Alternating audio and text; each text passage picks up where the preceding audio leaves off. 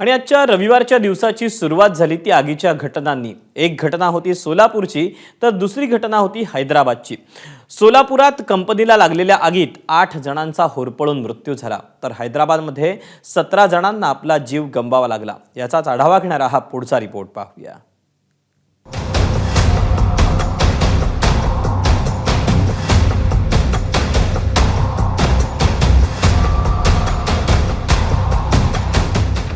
संपूर्ण सोलापूर साखर झोपेत होतं, तर दुसरीकडे शहराला लागून असलेली सेंट्रल इंडस्ट्रीज कंपनी आगीच्या भक्ष्यस्थानी पडली होती।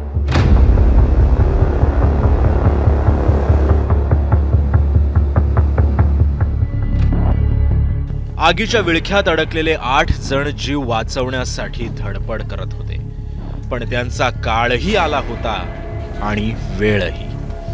या आगीत सर्वच्या सर्व 8 जणांचा होरपळून मृत्यू झाला।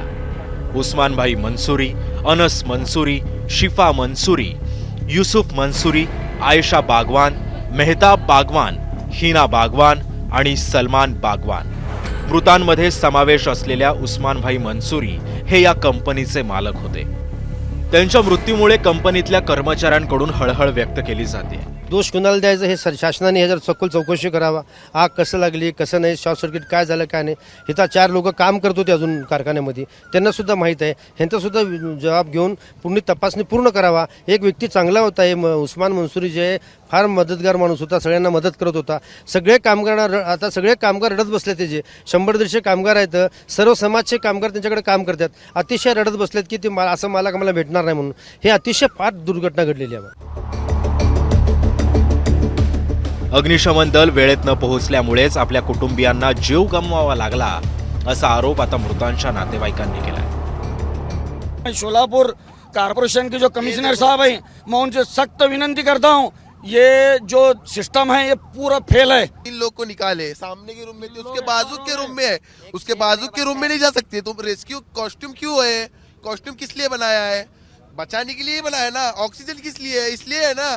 तो जाना मांगता ना, आके ठहरेंगे, किस्से में हाथ डाल के ठहरेंगे, डंडा लेके पकड़ेंगे, कुछ मायने नहीं है ये। फायर ब्रिगेड ऑन टाइम आती, न लोग पब्लिक आती तो हम लोग ताबड़तोड़ लोग को बचा सकते थे, पर लोग आए नहीं। आए तो लोग के पास फायर कॉस्ट्यूम नहीं, ऑन टाइम पहले तो आया ही नहीं फायर ब्रिगेड, और आए तो लोग आदमी नहीं, यहाँ भाग रहे, आग लग रही है, वहाँ लोग लगा नहीं रहे।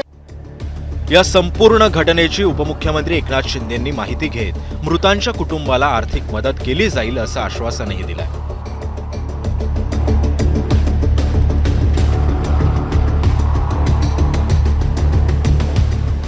एकीकडे सोलापूरला लागलेल्या आगीची धग, तर दुसरीकडे हैदराबादमधील 4 मीनार जवळ आग लागल्याची घटना घडली। यामध्ये जवळपास 17 जणांचा मृत्यू झालाय।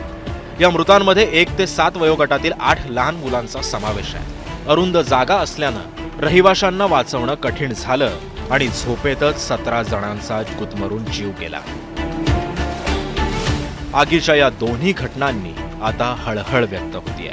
या आगीमध्ये आपला माणूस गमावलेल्या प्रत्येक कुटुंबाच्या मनाला लागलेल्या चटक्याच्या वेदना या शब्दात मांडणं कठीण आहे। आफताब शेख सह ब्युरो रिपोर्ट, एबीपी माझा, सोलापूर।